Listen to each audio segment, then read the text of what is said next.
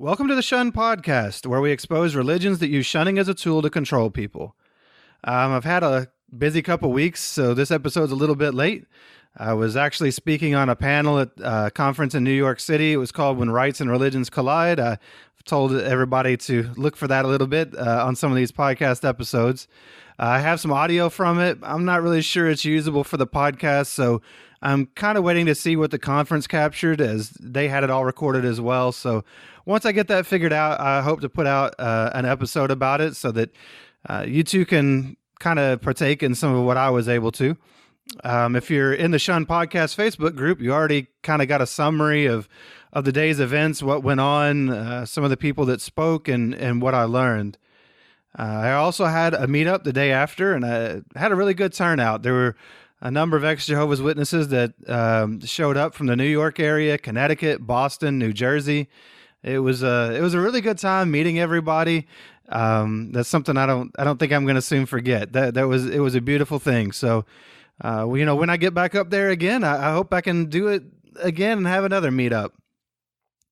This past weekend, I did a live stream with ICSA, the International Cultic Studies Association, that was aimed at helping people that have left groups like the Witnesses, and also therapists that hope to help people who leave such groups. So, as you probably know by now, I help people in various ways through the therapeutic coaching that I do, both individually and through the Shunned Recovery Project. So we talked about the issues, the patterns that are faced by people after leaving, and maybe how to help therapists understand where you're coming from. That video should be available soon, and I'll be sharing it as soon as I can. This is something that would be excellent to share with your own therapist if you have one. If you want to work with me one-on-one, I have a new site for coaching called Storyworkscoaching.com. Again, that's Storyworkscoaching.com. We're working on your story. The goal is to work on the story we lived, the stories that we were told that we kind of internalized and we now tell ourselves, the roles, the patterns that we play out, and ultimately the goal is to live a better story, to figure out who we are and what we really want in life.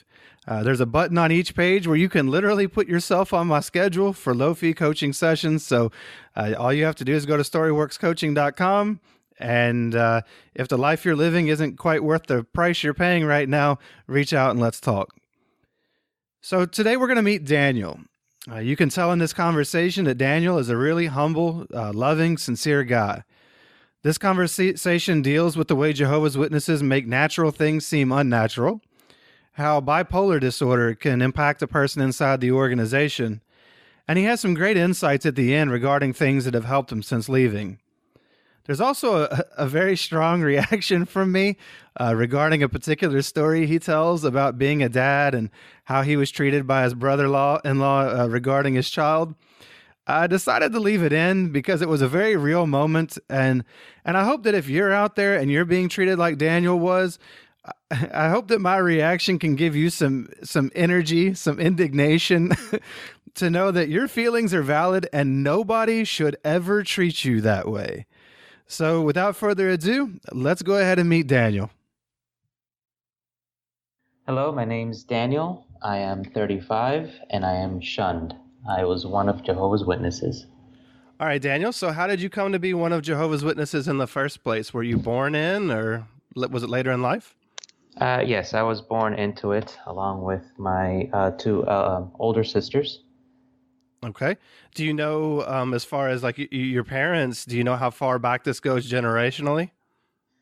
They came into the religion at a very young age, pre-teen, 10 to 12 years old. Both of them, different countries. They met later on in life, but they came in at an early age as well.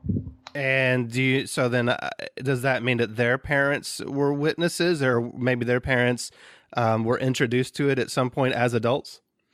So, funny enough, it's both the mother, my grandmothers are the ones that were in the religion that brought my parents in, and my grandfathers were kind of on the out, and it was both for the same for both sides, and it caused a lot of trouble in the family. they were quite adamant about the religion. Yeah, and it caused issues. Oh yeah, yeah, for sure. Any issues in particular that it caused, or is that something you want to talk about later? I mean, separation and divorce, basically. Yeah. They kind of just both parted ways. It's just how it was. I don't know too many details about it. It was I wasn't really obviously affected by it, Yeah. and when I asked, I was young, and I unfortunately because of uh, distance, I don't get to see them much. Yeah, that makes sense. Well, I mean, it is difficult to be married to someone who's one of Jehovah's Witnesses if you're not. It's a difficult thing because being a witness is their whole life, and it also impacts the way they see you as the non-witness. Correct. So that's pretty tough, and it does unfortunately end up causing a lot of separations and divorces. So for yourself, growing up in the religion, what was the worldview that it gave you? How did you see the world as little Daniel? Growing up. There was the right way of doing things, and then there was the wrong way of doing things. Anything outside was evil, was dark, was full of violence and bad habits and everything. So that was my worldview. Basically, don't associate with anybody outside of the religion, and it was tough. I saw a lot of my friends doing cool things that I couldn't do, like having soccer practice or joining whatever club, and I was kind of on the outside or outside, couldn't really look in. I couldn't do any of that. But that being said, I had a very happy childhood. My parents tried their absolute best to make sure that we were happy, that we experienced a lot in life. I mean, I was lucky enough to be able to travel a lot during that time. Preaching women, well, that was tough. I would sometimes knock on the doors of some of my schoolmates, and it was the most awkward thing, man. You freeze. You're like, hi. Yeah, I go to school with you. I'm like, here's the Bible, and you're probably going to look at me weird from now on. Yeah. Yeah, that was tough. But childhood life, again, I have to admit, it was a good time. It was later on where things kind of got interesting. Gotcha. So you said that it was funny when you were talking about the worldview as far as just the way you saw the outside as being dark and violent and all this. When you think about it, the pictures that were always in the magazines or other publications, and whenever they would show the world or people of the world, as they would say, it was always these caricatures of people robbing people at gunpoint and loose women and alcohol, and it was just that's the only way they could portray people on the outside, was this dark way. And then you said though that as far as for you, your childhood was pretty happy, and that you got to travel.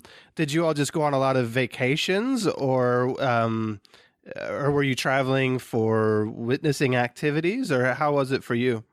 It was a vacation. Nice.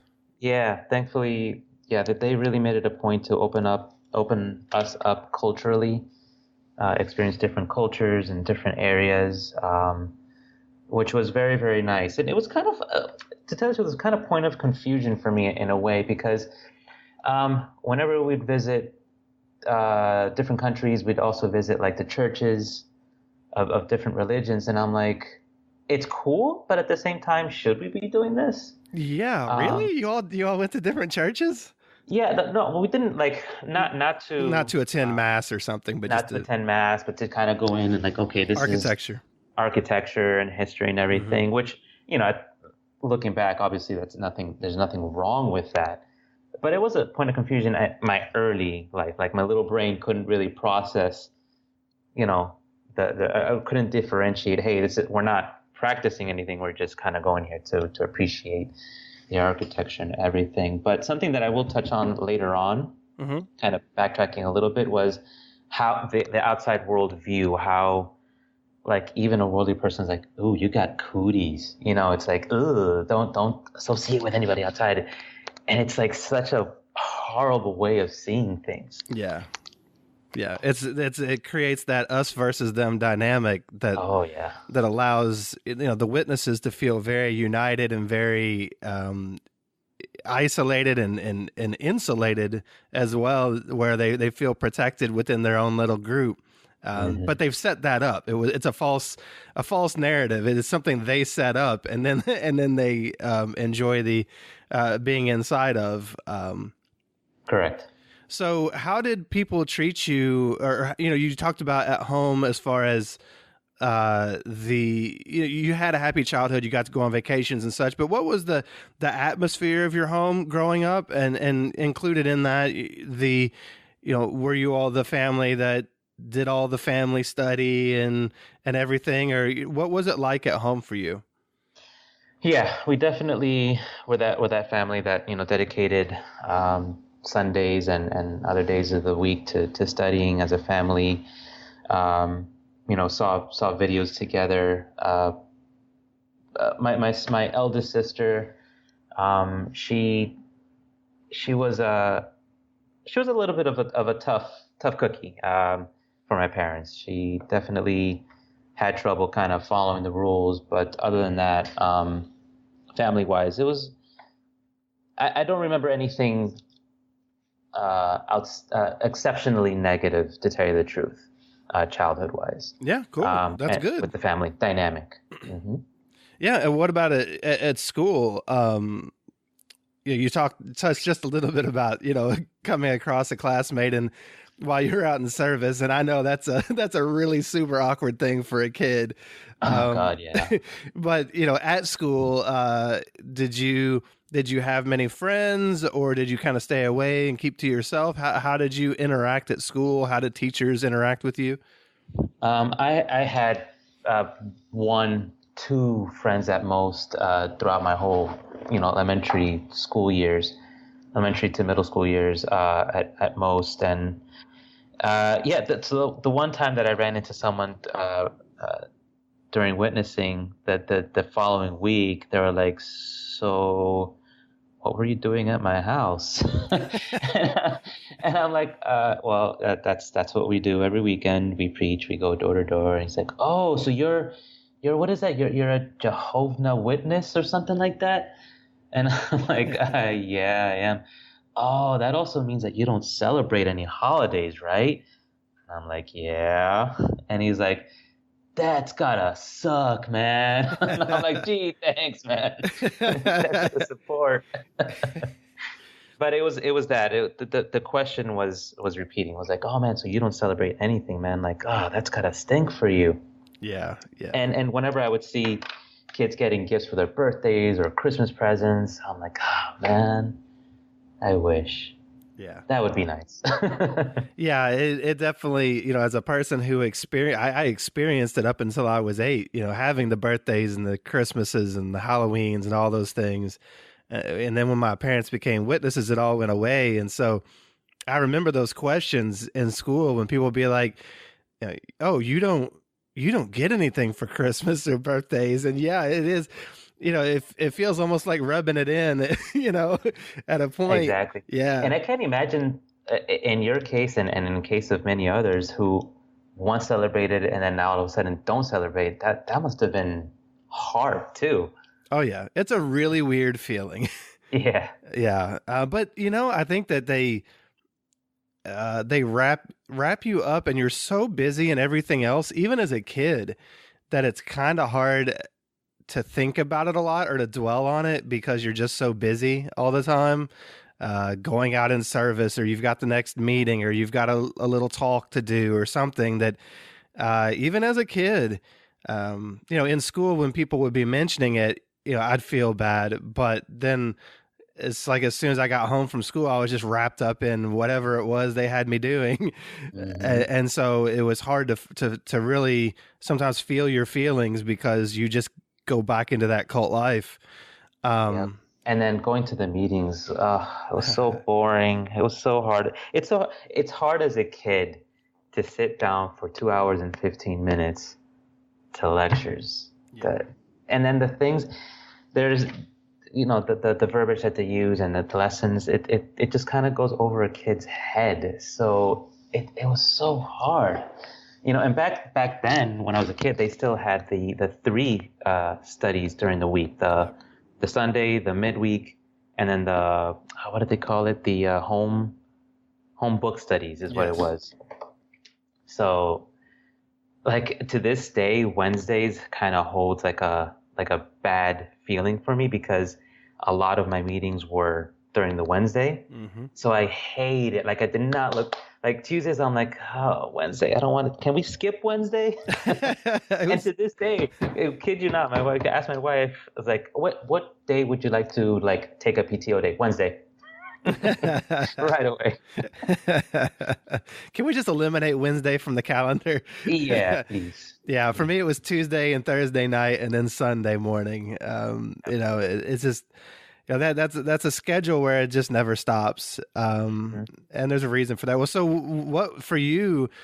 Obviously, you weren't super into the meetings, but what was life like in the Kingdom Hall for you? Did you have a lot of friends, or did you fit in? And then also going out in service, at least when you were not meeting your classmates, how was it going out in service? In their congregation, it was fine. There was a large group of us in the same age group that grew up together during that time. It was fun. It was fine. Preaching, not meeting other people was definitely also hard because we live in South Florida, and during the summer, it just gets ridiculously hot. So waking up on a Saturday morning to get into a tie and a shirt and go knock on people's doors was, again, also very tough. I understood why we were doing it. I guess I didn't agree with how it was being done.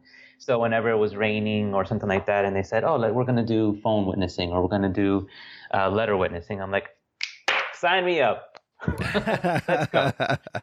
Yeah, that's a nice escape sometimes to do some of those other forms of witnessing. Mm-hmm. I know sometimes we would go out in the summer really early because it would be, if it was going to be a super hot day, you would go out in the morning before the 9 o'clock or nine. I guess the meeting was at 9:30 on Saturday. Correct. So we go out at 7:30 or something like that, and do bus stops or gas stations and stuff like that. Yeah. Mm-hmm. As a way to keep out of the heat a little bit, but you got to get that time. So Yep. that's one way to do it. So how did things progress as you went into your teenage years? As I don't know where baptism comes up for you, but how did things kind of progress for you? This is where the fun begins. So I got baptized at the age of 12, which is way, way too young. I was pressured into it, or I felt pressured into it. By your parents or just the culture of the organization? The culture for sure. It was like, wow, you're gonna get baptized. That's amazing, mind blown. It's great. You're gonna go to Bethel. You're gonna be an elder. You're gonna do these wonderful things. But at that age, you simply do not understand the weight and the responsibility that baptism means. That what it represents. And it can answer yes to the questions and I can study whatever I'm studying. But again, at that age, you're not mature enough to understand. Yeah, there's an interesting question that actually came up in my Facebook group recently. And that was somebody talking about how when you got baptized, for most of us as a kid, did you make a dedication to Jehovah? And it was funny because a lot of people were like, I didn't even know that was a thing. Like I was just answering the questions. And I remember for myself, my dedication to Jehovah was just me, like I knew I had to do it. And I knew kind of what it was supposed to be. So I think it was just a basic, like little kid praying like, Jehovah, I dedicate myself to you. All right. In Jesus' name, amen. Yeah. Yeah. Like what about for you? How, did you feel anything toward it or really make some big dedication, or was it just kind of about just doing the thing and answering the questions? I did definitely pray. I did do the dedication prayer, and at the time, it felt amazing. Mm-hmm. I have to admit, it was like the most amazing thing. I did feel spiritual. I felt great. I felt like I was pleasing God, but that went down south real quick because shortly thereafter, hormones hit, and the temptation started, the desire started, and I got my first unfortunate thing that happens to guys at night, and I felt immediately dirty, immediately, to the point where I felt like I lost God's favor, and it was such a destructive. Like I felt like I had fornicated, even though I never really did. And to have that weight bear on you as a middle schooler, as a kid at that age, it was like it's something in my mind. I was like, this isn't right. This can't be this hard. Yeah, it just can't. And how awful is it, or what does it say about the environment and the organization when a 12-year-old, a 13-year-old has that happen, and just sex in general, and the whole thing is made to feel so awful and dirty that just something like that ends up triggering and causing all these feelings of shame and stuff for a little kid. It's just so messed up, and it's indicative of a lot of the problems that end up coming out from the organization. So how did you? So that happens to you. You feel the shame or whatever. Did you just keep that to yourself, or did you tell someone and then have to endure an even more weird and awkward talk? I kept it to myself, but from that point on, I never again felt the closeness to God that I felt in the beginning. Wow. And I also kind of threw my hands up, and I'm like, if I can't do it, it's too hard. I can't do it. So, I mean, I did try to continue being spiritual and preach and everything, but it wasn't the same. I never really, after that, I never really could go back to. I felt I never was going to be able to please God ever. Oh yeah. They definitely have a God that you can't please. Exactly. And so on top of that, around this time, I start seeing my friends that I grew up with, I start hearing stories of things that they're doing or that they did or that they do, and that they get away with it. And it made me like I was not a tattletale. I didn't tell anybody. In fact, what I want is like, man, I envy you. How do I do this? Teach me your ways. How do I skip that? Like, I had major FOMO, fear of missing out. I really did, even at that early age. But my family was very, very, very tightly controlled. They would know. My parents will know. In fact, there was one time that I took a girl out to dinner from high school. And I told my dad, oh, I'm just going to go to the mall, get my hair cut, just kind of chill around. I'm flying out the door to this girl's house. I'm going 80 miles per hour on my little Kia Sophia, going to her house. Okay, let's go. I take her out to TGI Fridays, have a great dinner. And I come back, and my dad is at the dinner table, and he's just like, so, how'd it go? Oh, no, it went great. He's like, so how come you didn't get a haircut? Oh, no, they were closed, and I just decided to go around. And he's like, So why were you at TGI Fridays and who was that girl? Oh my God. My heart sank to my feet. Everything went dark. I feel like the earth should open up below me and just swallow me. I don't know how he found out that I went to have dinner with the girl, but notice it was just dinner. I never kissed her. We never held hands. Nothing. It was the most innocent dinner, but I lost my car for 3 months. Oh my gosh. How did he know? I mean, what was, I don't know. He must have followed me, I yeah. guess. I don't know. I mean, either he followed you or, a lot of witness parents use keyloggers and stuff like that on people's computers and such to see what people are talking about or read their texts and stuff But like that. I didn't even have a cell phone then. I Oh, didn't have a really? cell phone. I did it all just like It's at old school. school. Yeah. Old school. And he still found out. To this day. And I asked him too, I'm like, Dad, how did you know? He's like, honestly, I can't remember. I just knew. Dad, that doesn't help. Yeah, that's not being honest. I'm sorry. So what were the other kids getting away with, or what were they doing that you were seeing and kind of jealous of? They were like one of my friends, he was escaping at night. He like put his mom's car in neutral, and in the middle of the night he would open the door, slip out, push the car out into the street, and then head out and then come back before everybody woke up. And then other friends like going to parties, and then uh they were uh they were doing things that they weren't supposed to, and how can I say it? They were, put it simply, they were just being with other girls, and I wanted that so bad because of I was very sexual at that early age. Well, It sure. was like I was like a V12 engine revving at full tilt, but with the clutch disengaged. Yeah.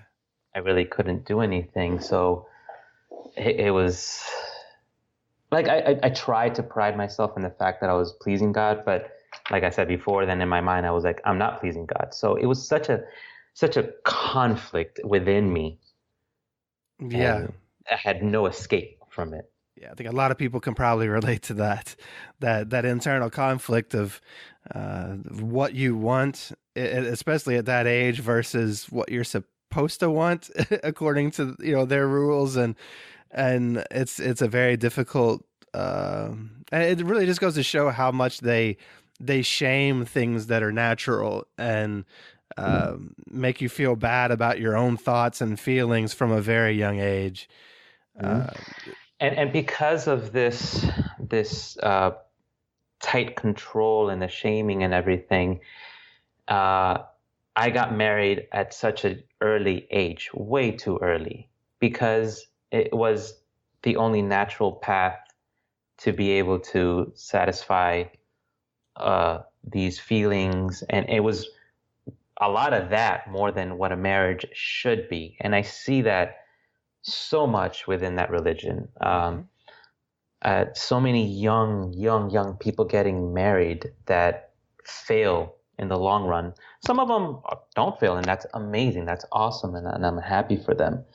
But a lot of them do because of that. yeah. What do you know? Well, so let me ask you, how old were you I was, and your bride?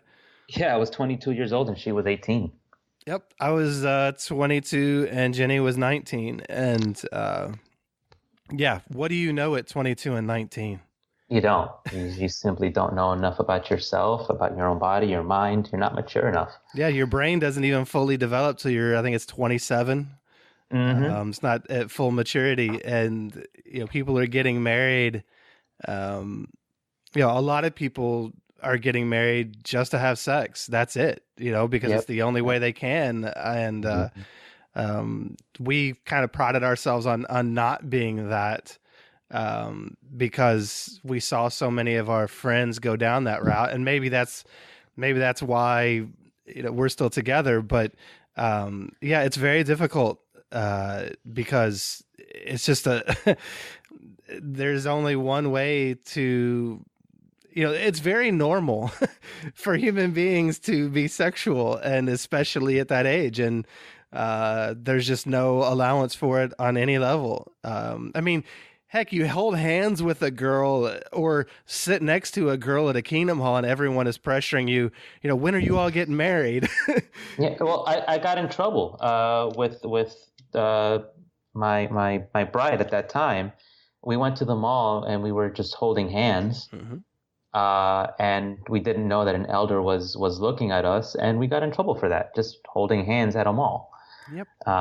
And I feel that if I would have had maybe some of the experiences that my other friends were having that were wrong, Mm-hmm. I feel maybe I would have been smarter. I would have been like, okay, I already felt it. I understand it. It was just such a massive curiosity, and I'm an engineer, and I'm naturally curious. I see something, I want to know how it works, and that includes that. So it was all that played in, and then going on with young adulthood, both my sister and I, my eldest sister, who's also not in the religion, say the same thing.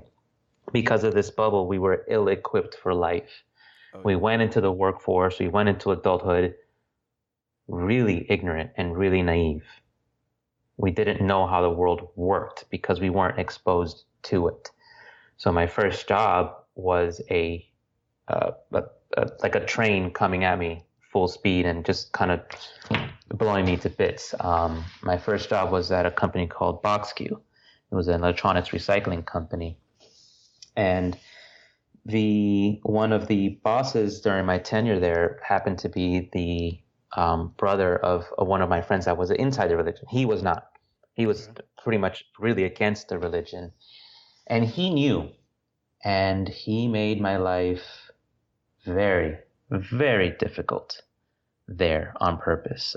He told me all about these sex stories, and he told me all about these parties, and just basically sent me on jobs that were just very, very, very difficult. And because of that pressure, because of that stress, because of that situation, it triggered something within me that I guess it runs in the family, but nobody ever knew, and that is bipolar. I do have bipolar type 1, and that was the trigger. And The stress of that? the stress of that triggered it. And mine follows with insomnia. So what ended up happening is that I stopped sleeping for 2 weeks. Yeah. By the end of those 2 weeks, I was on full-on manic mode. I remember crying into my pillow at 3 o'clock in the morning. And the last thing I remember is knocking on my mom's door and saying, "Mom, something is wrong." And that's it. I do not remember anything else. I have been told, or no, they told me I was catatonic at one point. At another point, I was staring out a window and my family members were talking to me. I was completely unresponsive. So they took me into a doctor. I saw a doctor. They gave me medication. I slept for 14 hours straight. I woke up and I'm like, "Mom, what happened?"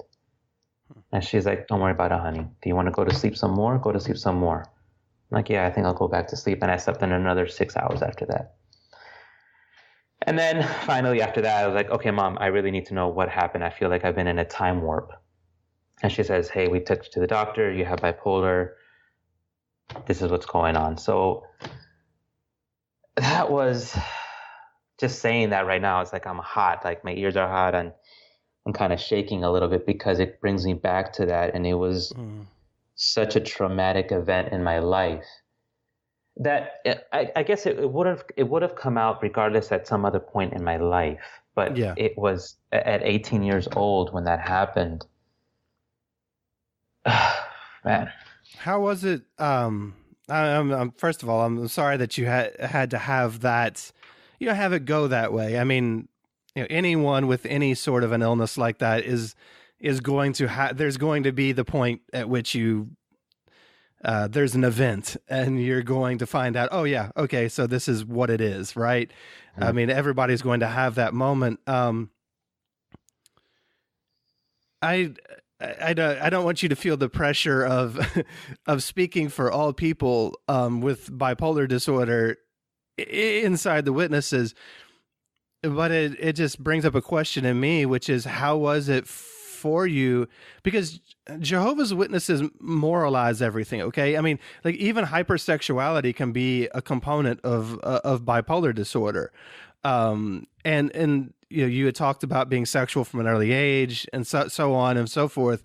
My question is, there's a lot of moralizing of issues that people have, and not so I knew, man, how do I say this? I knew a brother who was disfellowshipped for fornication on multiple occasions.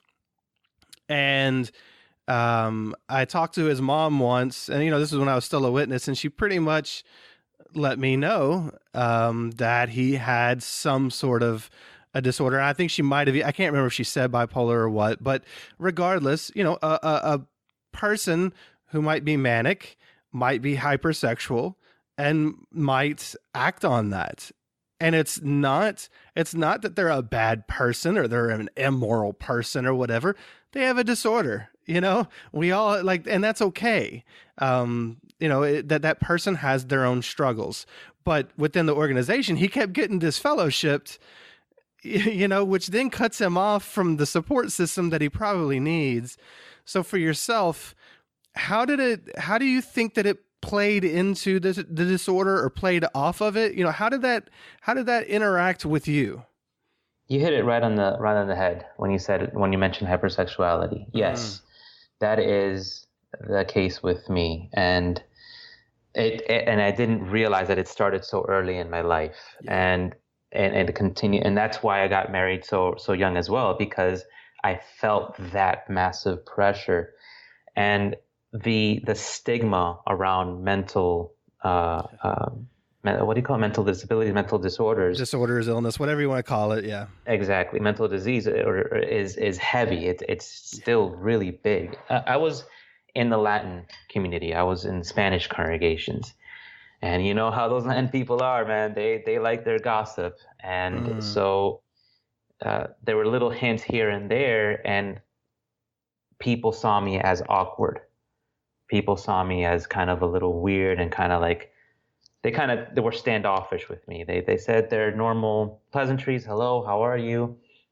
But I did feel that they were like, okay, bye. And they didn't want to socialize with me. So yeah, you hit it right on the head, man. Thank you. That's I appreciate that. Well, it's definitely something that I saw play out, and it was, I mean, for me, I had my own issues just as a person with ADHD.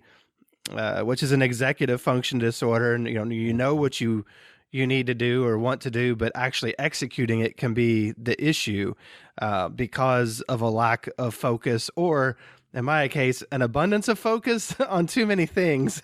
Right. And I paid attention to everything, and so I couldn't keep up in the congregation as far as. They wanted me to do so many things, and I just didn't understand how an individual could keep up with all of the expectations of the organization, plus have an actual life outside of the kingdom hall. And for me, they moralized it and said basically I was just a person who didn't want it bad enough. I didn't love Jehovah enough or whatever. So it's just it's a way of shaming you and moralizing everything, and shaming you even for natural things, whether it be sex and sexuality or just a person who is going through a period of mania. I mean, there's no understanding there whatsoever, and they don't want to understand because moralizing it gives them power. Yep. And I'd like to add that whoever's listening out there who is struggling with these things, you are not alone. Oh, no, not at all. There's so many of us. Mm-hmm. And just get help. There's nothing wrong with reaching out for help, and it doesn't make you weak. It doesn't make you bad or fundamentally broken. Yes, it makes you stronger. Absolutely. Mm-hmm. Yeah, obviously. Just go get help and be happy. That's what we're all going for. So you talked a little bit about that diagnosis and that period of time. So how did things kind of progress once you were diagnosed? And then I guess it was after that you got married. So how did things continue to progress for you? The medicine thankfully stabilized my life tremendously. It was a bit of a heavy medication, so it made me not a morning person. I didn't wake up fully until it was like 12 o'clock. So everybody knew, is like, just let him wake up.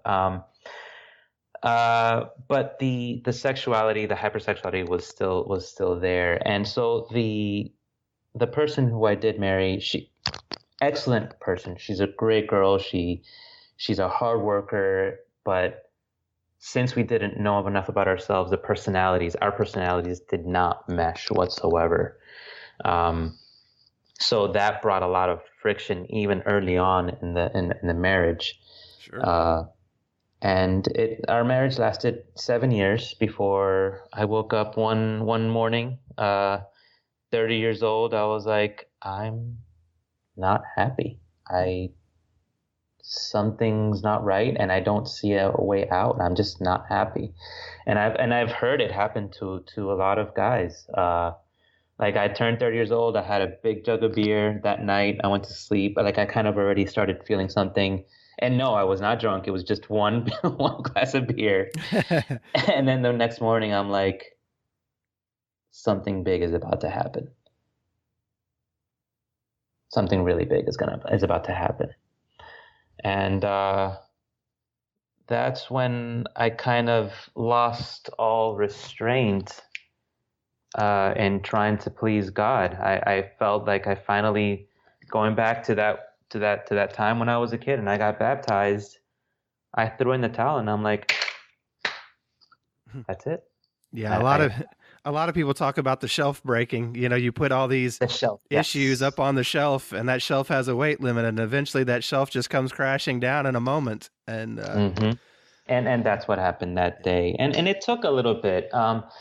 We got separated August 2014, and I got disfellowshipped maybe a week or two after that. And oh boy, that was another story to tell, or is another story to tell. I don't know if you want to stop here and go another route, or just continue with that. We can continue with that. I was going to ask, just because you said that you're an engineer. Did you go to college back then? I went to a technical 2-year technical. Was it 1 or 2 years? 2-year technical course for networking. Cisco networking. Okay, so you did that after you graduated high school.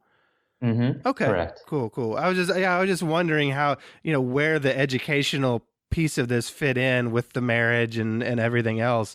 I guess you got that before you got married then.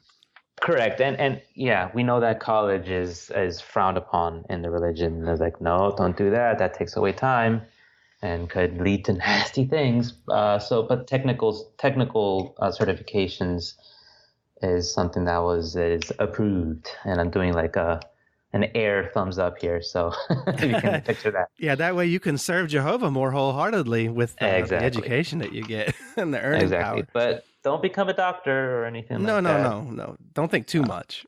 Don't think too much, exactly. So then, okay, well, yeah, we'll get back to this. I just that was something on my mind where that came into the picture. So when it came to you said that you were disfellowshipped about a week after you separated. So where did things go from you or with you from there? All right. So this was trigger number 2 for my bipolar and for other things. My parents were not here. They were in a different state. So the only 3 people, including myself, that are not in the religion of my family is myself, my aunt, and my eldest sister. Okay. My eldest sister, before I got disfellowship, before everything blew up, I had a meeting with her. I called her, and she was very defensive. She was with her guard up, and I don't blame her. Like, here's my brother who hasn't talked to me in years, all of a sudden coming to my house to talk about what, And I told her, hey, listen, sis, I feel like something's about to happen. Just wanted to see if maybe I could bunk with you for a little bit while I figure things out. And she was receptive to it, but then I felt that she was also kind of like, are you BSing me? Don't mess with me right now. And I kind of caught that, and I didn't want to put that burden on her. So when everything blew up, I went to my aunt's house. My aunt took me in. God bless her soul. I love her so much. She if it wasn't for her, things would have been much worse. But my insomnia kicked into full beast mode.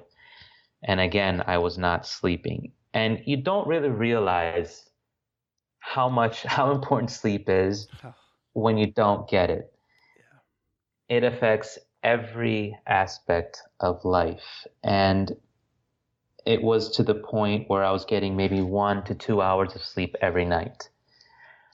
And I drove with one eye open, literally with one eye open.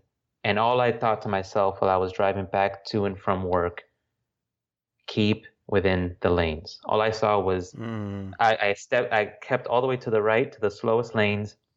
And I said, here are the lanes with brakes in them, or the lines with brakes in them. Here's the line without a brake. Stay in there. That's bad. Yeah, that's so dangerous. That is extremely dangerous. Yeah. But if it wasn't for my son, I probably would not be alive today. Yeah. He was my rock. He was my foundation. If because of him, I said, I have to keep on going. I have to survive. I have to make this work somehow. Yeah. And then after my aunt's house, my parents said, hey, you know what? They bought a house down here. And, hey, you can live in there while we're not going to be down there for a few months. It's going to be empty. You can put all your stuff in there and you can live in there. Your parents were talking to you even though you were disfellowshipped? No, not on like, hey, every day type of, hey, how's life going? But they allowed you just to live in the house? Correct. It was only in business, only for business things, Yeah. Can we have conversations? And while it was a blessing, it was also a curse. Social isolation is a very effective form of torture. Oh yeah. When I got disfellowshipped, my entire circle of friends was within the religion. I had nobody outside. No friends, no circle, just my aunt, my sister, who had their own lives and were very busy. Mm-hmm. Because of everything that was going on, I started forgetting to take my medicine for my bipolar. And I went into another manic episode. Thankfully, this one wasn't as severe, but it was my sister who called it out. I sent her a long poem/rap that I never do. I don't sing. I don't have any sort of musical talent.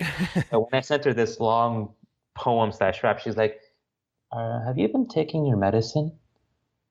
And I realized I'm like, crap, I don't think I have. And I finally did take medicine, everything back to stabilized mood-wise, but it took me 4 years to finally get to the point where I am now, where I'm stable, I'm happy, I'm at peace. 4 years. Wow. That's a long time. During that time, I also went through a quarter-life crisis. Hopefully I don't go through a midlife crisis. Well, we're all going to go through some sort of midlife crisis, it seems, but hopefully not that kind. But, Mike, it's hard for me to put it into words. It's so much happened during that time, and you really don't know how strong you are until you go through these hardships. Okay. Again, anybody going through this, you guys are stronger than you guys think. We're all stronger than we think. You can do it. So how did it manifest itself for you? How did what manifest? The strength, or this crisis of sorts, or after you've left and you're going through the social isolation, The bipolar is flaring up. You know, you've got the insomnia going on and everything. What did it make? You know, what was you said that it made your life tough. What was your life like? What was it doing? What was a day in the life of Daniel, or you know, what were you maybe obsessing about, or what paths were you following? I burnt out in my career. I what normally took me a few minutes to get was taking me days. My productivity was going further and further down. And because of that, I kept having to skip around jobs. I was either let go or I saw the writing on the wall and I had to leave. And I was trying to see if I can get some sort of disability, but every single time that I tried, I met with an obstacle, or I was met with an obstacle. Yeah, it's difficult. I'm surprised that I kept jobs the way I did. It got to the point where I was in the bathroom and I was trying to read the box of tissues that was there. And I read the same sentence 3 times in a row and I couldn't make sense of it. And in a job in IT, I'm getting paid for my brain power. Yeah. And if I can't even understand a sentence on a tissue box, what am I doing? Yeah, that's going to make your job a little more difficult. Absolutely. So things finally started stabilizing once I met my current wife. We met in 2015. So in fact, it's August 2014 to June 2015 is such a short amount of time, but it felt like 3 years. But notice that I said that it started stabilizing. After we met, I was still, she molded me into this person that I am now. I have everything to thank her for. When she saw my room for the first time, I had no sleep hygiene. I was on a air bed that deflated throughout the night, right next to the window where the sun would beam down at you in the morning. I had the AC like at 78. It was dead silent. And it was just the worst possible condition to sleep in. And she's like, no, you need a filter, you need blinds, you need to move this over here, you need a proper bed. So it was those little things that her support. And obviously the love of my aunt and my sister. Eventually my sister was like, okay, he's not going to turn his back on me, you know, and her support, my family's support, and my wife's support is what got me through. Yeah, that's beautiful. You know, this story has had a lot of, let's say, behavioral issues, as they would see, as witnesses would see it. Just in that, you know, we've talked a lot about maybe some of what you were feeling, some, you know, just natural urges, or what they might see as, or some of the issues that played out with your bipolar. What helped you to actually, you know, a lot of people are disfellowshipped from Jehovah's Witnesses for, you know, some sort of, as they would say, immoral sin or some sort of behavior or whatever. What actually woke you up mentally to the realities of what you were in for all those years? What was that process like? That's a good question. So when we separated, I was with another lady, another girl, and she taught me a lot. But she also told me one sentence that really impacted me. She was like, "You're so unbelievably ignorant and naive." And I got so offended by it. So I'm like, "I'm sorry, what did you just say?" But looking back, she was right.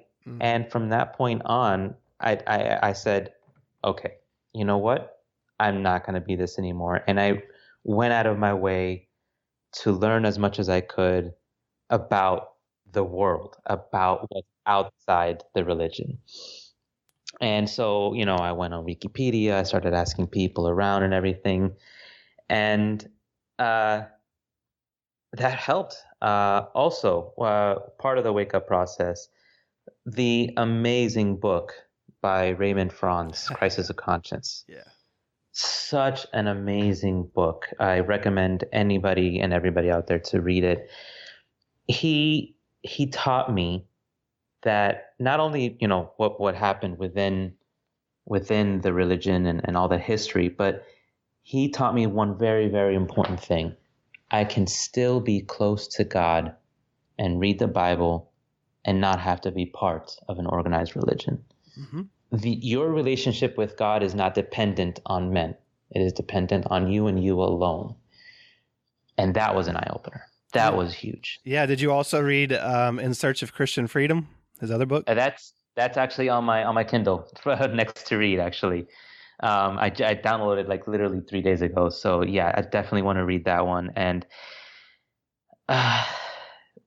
it was an eye-opener. That book was an eye-opener, man. Yeah. It really was. Yeah. If you can read Crisis of Conscience and still be a witness, like I know it happens, but it would be a very difficult process because he really, I like that not only did he shed light on so many things, but he did so in a loving and non-bitter way. Mm-hmm. And I wish I would have read that book earlier, because when I first got Disfellowshipped, I tried praying to God, but it was the hardest thing to realize at that time, erroneously, that God doesn't listen to the prayers of sinners. Mm-hmm. And I'm like, I'm a sinner, so I'm praying to a brick wall. So I felt abandoned by God himself as well. Yeah. And when you have no one and you have nothing, not being able to turn to God is the final nail in the coffin. Yeah. And that's what they teach. And if that's the case, then he doesn't listen to any of our prayers because we're all sinners. It's funny how Jehovah's Witnesses like to moralize everything and then say that, you're a sinner and God doesn't listen to your prayers or whatever. But then on the other hand, they're trying to tell you that God sent his son to die for you and to cover your sins. But then God is so petty, he's now not going to listen to you when you actually mess up. And just, it's just the picture they paint of everything is just pretty ugly, and in the end it's just used for their control. It has nothing to do with anything else. Correct. And then the shunning has, at least in my case and in the case of my sister too, the shunning has the opposite of the intended effect. Oh yeah. They want the shunning to pull us closer to them, but unfortunately it's the complete and total opposite. Now whenever they try to tell me to come back, I'm like, no, thank you. Yeah, you all are jerks. Why would I want to come back? and it just sucks because it fragments families. It breaks apart families. I always dream of, wow, how different would it be if I could actually have dinner with my parents, or see a mother and her son having lunch together. Wow, I wish I could have lunch with my mom, but I can't. Yeah. I wish that my parents would make more effort to talk to my wife, who is not, disfellowshipped or in the religion, but they don't make any effort to talk to her. They don't make any effort to talk to my brother-in-law either. I can't even send a text message to my other sister. I can only go through her husband, and even then, he doesn't want to speak to me either. So I have my son on a schedule. He lives up in Tampa with his mother, and we worked out a schedule. And I've been telling him, kind of slowly trying to, I want him to be able to decide on his own where he goes, because he's being brought up in the religion by his mother. Right. And he only spends some time with us here. But I'm trying, I want him to be spiritual. I want him to accept God, and I want him to read the Bible and make his own decision. And therefore, so I'm telling him certain things that I wish were told to me. Yeah. And one of the things that I told him is how people within the religion treat people on the outside, including, or much worse, with disfellowshipped individuals. So they had my son. They were taking care of my son, my sister and my brother-in-law, the ones that I can't really talk to.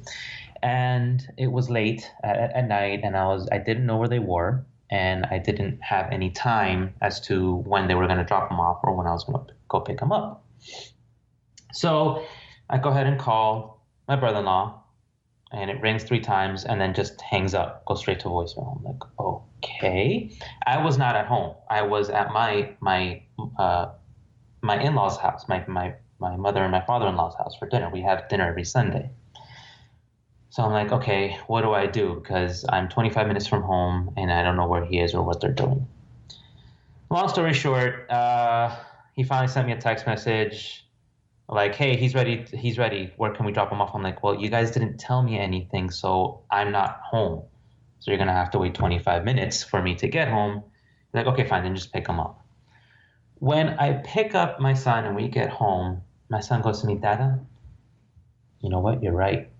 I'm like, what am I right about? I saw something about how people treat, like people within religion treat the disfellowshipped. When you called, I saw that he hung up on you. And I'm like, I'm sorry, what? Mm-hmm. And then he goes like, even your sister was like, really? Why did you hang up on him? And he's like, because I shouldn't be talking to him. This is parenting. I'm not here to talk to you about religion. I'm not talking about whatever family. You have my son. You have my child. I don't know where you are, and you haven't told me any time. This is outside the bubble of the religion. This is common sense. This is common love towards, like, this. We're still family here. Yeah. Also, he's nobody. I mean, exactly. Like, in other words, he's not the. First of all, like, this wasn't the mom, your ex-wife. This was your sister and brother-in-law. Like, who the hell gives them any rights or privileges over this situation? You know, exactly. So it's the arrogance of a witness. Exactly. And so I drafted a rather lengthy email, which I sent to my entire family. Very, very respectful. Along with Bible texts, even with articles, the publications that they use, showing him, hey, by the way, you did not show any love, nor humbleness, nor nobleness. You're completely and totally wrong. And I need you to fix that. Because I sent him a text message like, I really appreciate if you would answer your phone calls when you have my child. Oh, and he fired back. I totally forgot to mention that he fired back. I'm trying to find.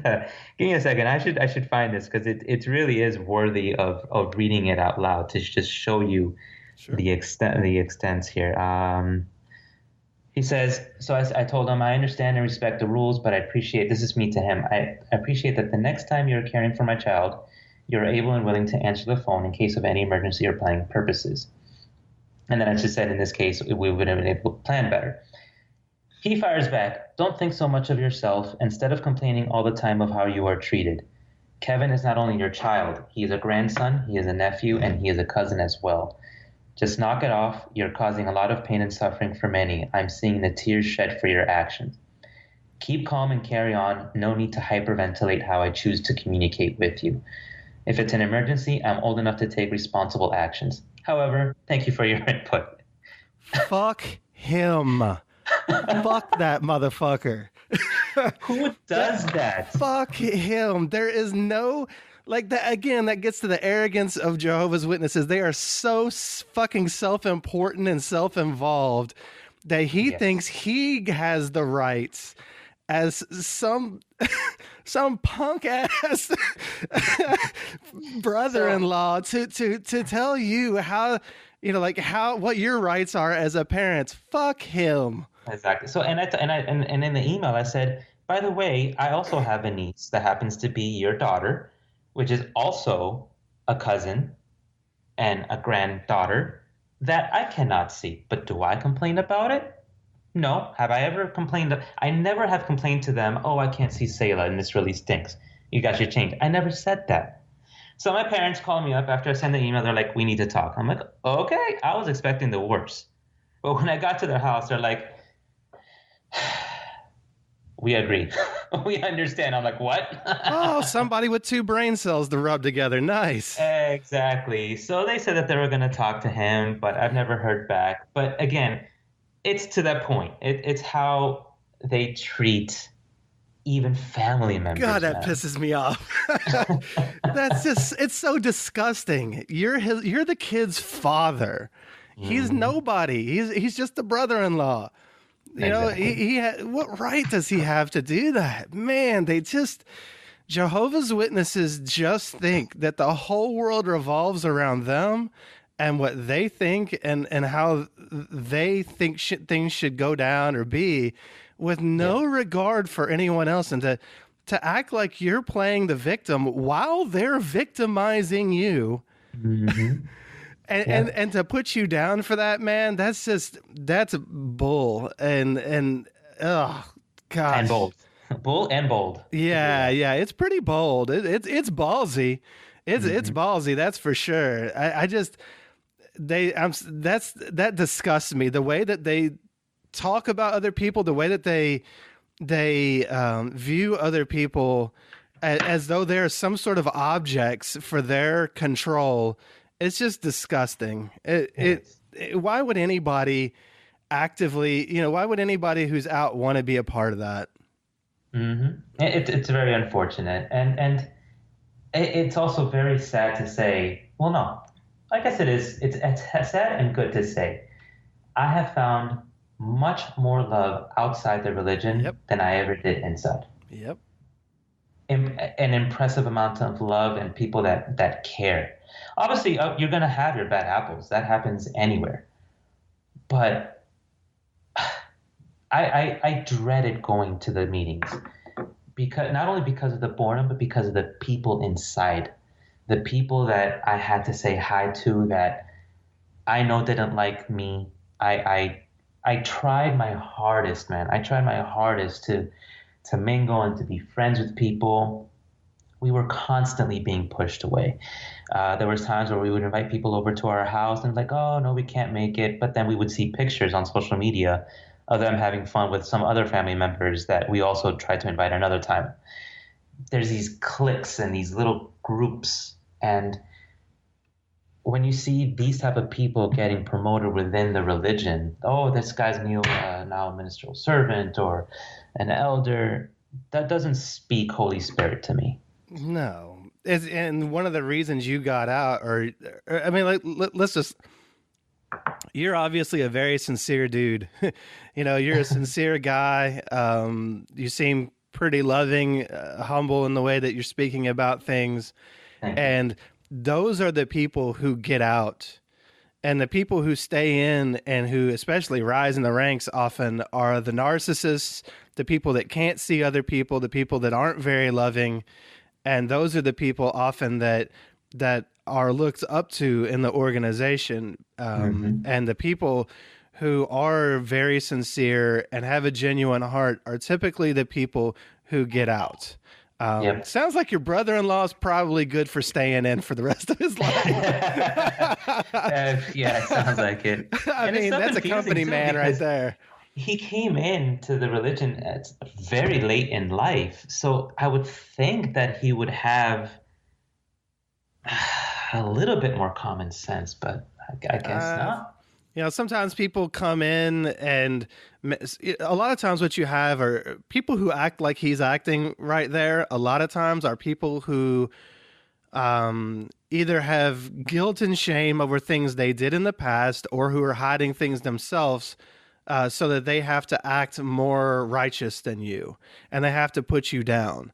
And that's how they stay elevated.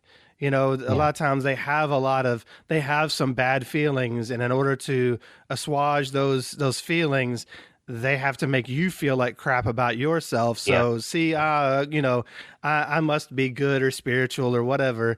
Spiritual is also a term that's been thrown around a lot in this.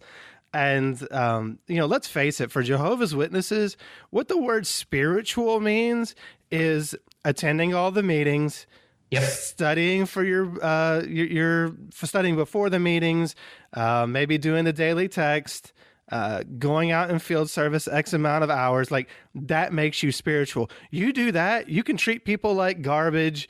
You can be a narcissist. You can be whatever you want. But as long as you do those things, you're seen as, quote, spiritual in the congregation. It's not about who you are. It's about what you do. Yep. It's pleasing men and not so much God, even Absolutely. though It's all for that's what show. you're supposed to be doing. Yep. It's all for show, Yep. unfortunately.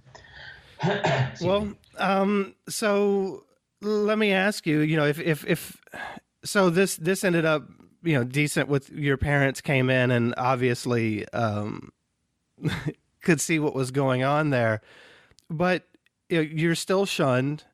And so the question is, if you could say anything to your family and friends that shun you now, what would you say to them? Thank you, first and foremost, because of everything that happened. I'm grateful. I'm grateful that even though it was a long, hard road, even though it seems like I wouldn't be able to make it because of everything that happened, I am who I am today. I am stronger. And like I said before, those who are battling with some sort of mental disorder or disability, get help. You're not alone. And there is happiness outside. There is love outside. There is friendships, real people that you will help you get through life. To those who I tried to be friends with, and who, no matter what I did, said, nah, no, thank you. You know what? You taught me also. I don't have to be friends with everybody, and that's okay. And to my family, I really wish things were different, but I love you regardless, and I'm always here. I will always be here. Whether we haven't spoken in years or we just spoke a week ago just to say hi, my door is always open, and I hope things change in the future. That's beautiful. And, my guess is, even if brother-in-law who right now isn't looking like a really good dude, if that guy were to come out, be humble, be a human being, and to be able to see other human beings and what he's doing to them, if he were to come out, even I bet your door would be open. It would. It definitely will. Of course, because we all, we're all human beings and we all make mistakes, and that's okay, and I'm sure, lots of us in the ex-Jehovah's Witness community, honestly, and I'm just gonna put it bluntly, lots of us have been that asshole. Like lots of us have been that guy at points in our lives. Yeah.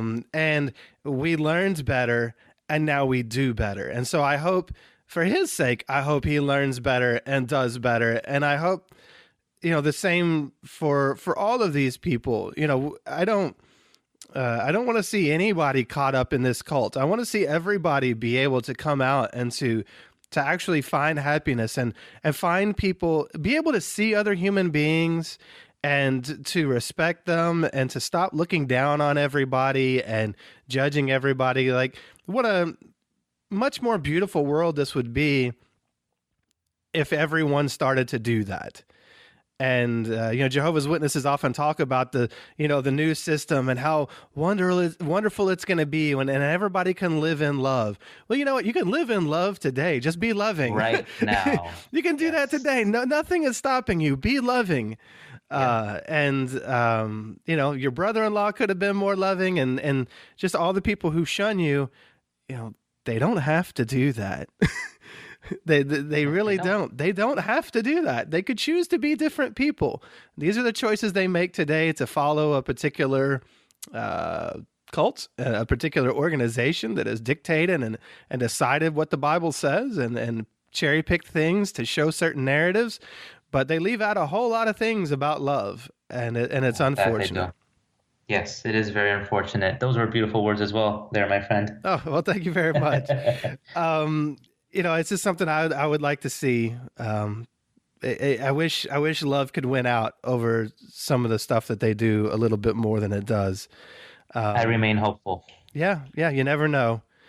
So I wanted to ask you, there's a question that I always ask everybody. What's one important thing you've learned since leaving the religion that's really impacted your life for the better? That's something I try to ask.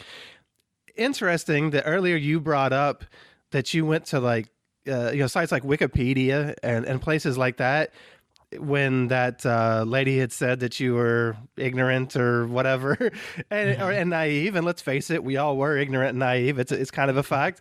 Yeah. Um, uh, what are some things, I won't limit it to one, but, what are some things that you started looking up?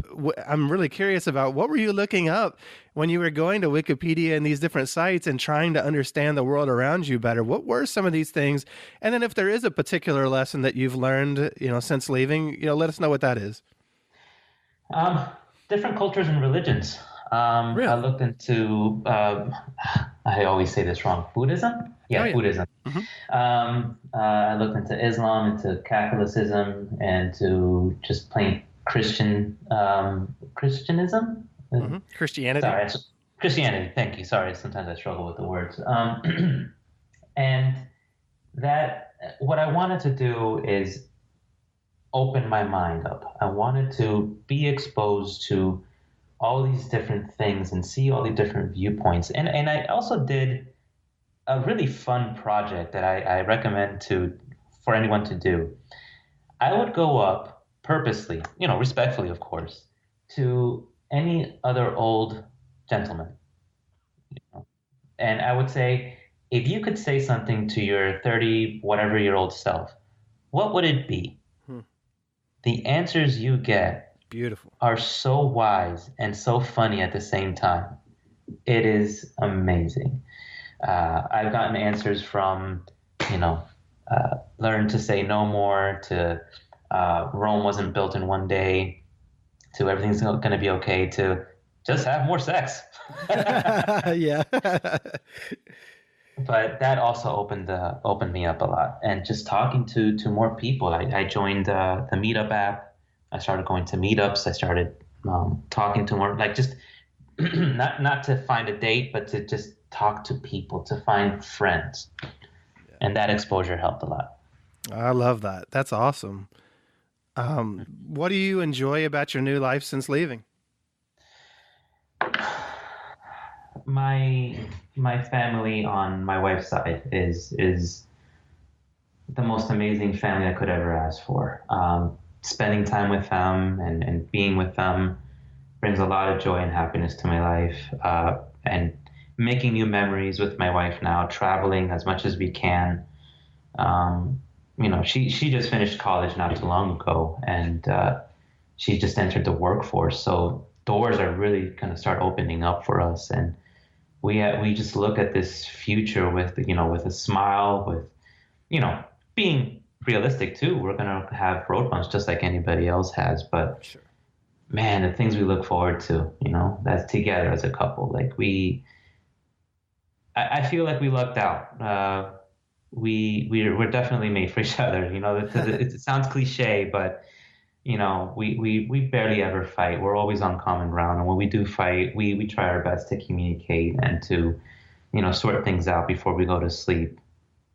And yeah, man, bright future's bright. I Well, love let's it. let's talk about that bright future. What do you want? What are some dreams that you two have together? Well, we're saving up for a house. We're still in the one, like the little one condo that we met in. So we're saving up for a house. Hopefully that will happen by next year. We just came back from a trip to Thailand, the most Ooh, amazing country ever. Highly recommend it. We have some more destinations in mind, such as Japan and Europe, Scandinavia, actually, to be precise. very cool. Yep. And since economically speaking, we're now no longer just one income. Soon enough we'll be able to just live more comfortably. Yeah, that's always nice. Mhm.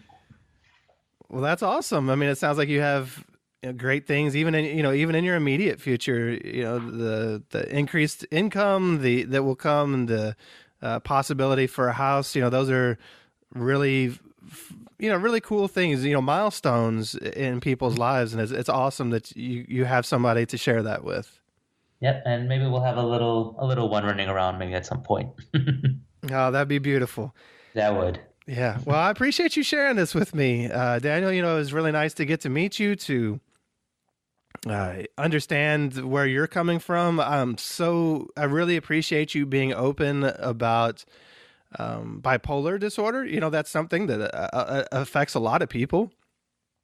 In the end, all of these things, whether it be bipolar, ADHD, all of these different things, they're all on a spectrum, and we all share common qualities. A disorder just means that it's at a level where maybe it impacts your life to a more extreme degree, but it doesn't mean that we all don't share some qualities and some of these issues at times. We're all human beings. We're all just people. We all struggle, and I appreciate you talking about that openly, because I think those are the kinds of things that help Break the erase some of the stigma. stigma. Yeah, beautifully said. And so I'm really glad that you were open about that. And I thank you, brother. I appreciate your time. I really do. And thank you for allowing me to say my story. I want to thank Daniel for sharing his story and being so open about things, especially, bipolar disorder. These are things that need to be talked about and brought into the open so that people can understand. And I hope, and I know that Daniel hopes, that anyone out there dealing with similar issues can see that you're not alone, and it's going to be okay. Just keep working through it, keep working on it, and you can find a better life. If you want to leave a comment of support for Daniel, you can do so at shunnedpodcast.com on the episodes page. You can also find resources and the song he chose to represent his journey there as well. And also in the podcast app. If you check the description, if you listen on an app, the information is probably there as well. Join us in the Facebook group called Shunned Podcast, and find more information on YouTube or Instagram or Twitter at Shunned Podcast. And there it's one word, Shunned Podcast. I've lost a little bit of support for the podcast lately, financially, but it still takes the same amount of time and costs me the same amount to put it out like I do. So if you'd like to support what I do financially, please go to patreon.com/shunned. That's patreon.com/shunned, and sign up to help keep this going. I have so many people reaching out to me that want to tell their stories that I really can't keep up. And if I would want to do more stories, it's going to cost me a lot more time and more expense to host the audio. So please consider supporting, as I'd like to get many more stories out. I even have a very lofty goal that I'd like to do. I'm going to keep that a little close to the vest right now. If I do it, it will cost me a couple $100 just in fees to make it happen. If I can even make it happen. Like I said, it's a fairly lofty goal. But let's just say that a lot more stories need to be told. And there are many more people that need to go through this process to help them own their stories and find relief. Doing this is quite therapeutic for people, but I need your support to make cool things happen. You even get a stuffed plush panda if you support at the $10 level. I mean, forget helping people or the podcast, you get a panda. So, if this is something that you think you could support and help, it would be much appreciated, not just by me, but by those who are able to tell their stories. And especially if I can do some things that I'd like to do. I want to thank those that take the time to leave reviews on iTunes for Shunned and for This JW Life. For those that don't know, sometimes I'm remiss in saying so, but This JW Life is my first podcast series, and it's helped so many people to process their own stories. So if you haven't listened to it, please give it a try and leave some good reviews. We get trolls at times that try to lower the ratings on these, and the more 5-star reviews we have, the more we can rise in the rankings and hopefully gain a wider audience to help those stories get out to the masses. Oh, speaking of stories, if you haven't heard it yet, I was just interviewed on the JW Forwardcast podcast. It's hosted by Covert Fade from JW Survey, if you know who he is. It's episode 21 entitled Overcoming Shunning and Debt, and I think you'll like it. I have some interesting episodes coming up soon that are not only in audio, but also some video episodes. One is an interview with an individual, and the other is an interview with a sibling group of 4 that are all former Jehovah's Witnesses. So that's pretty cool. If you're not subscribed on YouTube, you might want to do that, as they'll come up here shortly. I just want to say personally that I enjoy helping in all these ways, and I do truly care. Actually, thinking about one goal that I haven't been able to do this year that I had at the beginning, and that I put out there, not just on the podcast but on a video, is that the possibility of starting a nonprofit to help in this community, and I am looking into doing that fairly seriously. I'm talking to other people from groups, like at the conference I was at. There was the founders of Ex-Muslims of North America and the Footsteps Foundation in New York, and so I'm talking with people. I'm trying to get some best practices, trying to understand some things, but these kind of things are going to take support. They're not something I'm going to be able to do on my own. If we want to have funds to help in certain ways, that's going to have to be supported. So I'm looking into that. Of course, there might be some government grants and various things that I can look into as well. Of course, that takes grant writing and a lot of things. So, if you're out there and you have experience in this realm, I would encourage you to reach out. You can email me, shunnedpodcast@gmail.com. Just go to the shunnedpodcast.com website. There's a contact form there, but I see a lot of need. I've mentioned that, if you're out there and you're hurting, one of the things you consider doing is one-on-one coaching with me, Storyworks And I get a lot of people that are interested in getting help, that say that they want to anyway. I know that it's difficult for people because, we were told not to take ourselves seriously, not to invest in ourselves. We were cogs in a wheel, just, destined to be there when this world came to an end. We were kind of expendable in ways, and we certainly weren't taught self-care. But, at some point, we can't just put our heads down and continue to push through. We need a hand up. So, that's something that I might be able to do through this nonprofit, is to help more people to get some recovery, to get some help. In the meantime, if one-on-one coaching is something that you would like, I would love to help you. That's I do all these things that I do because I love to help. And yeah, so storyworkscoaching.com for that. But also, I have the Shunned at shunnedpodcast.com. There's a page for the Shunned Recovery Group meetups that I host twice a week online. If you're in the Facebook group, you know that I post them in there as well.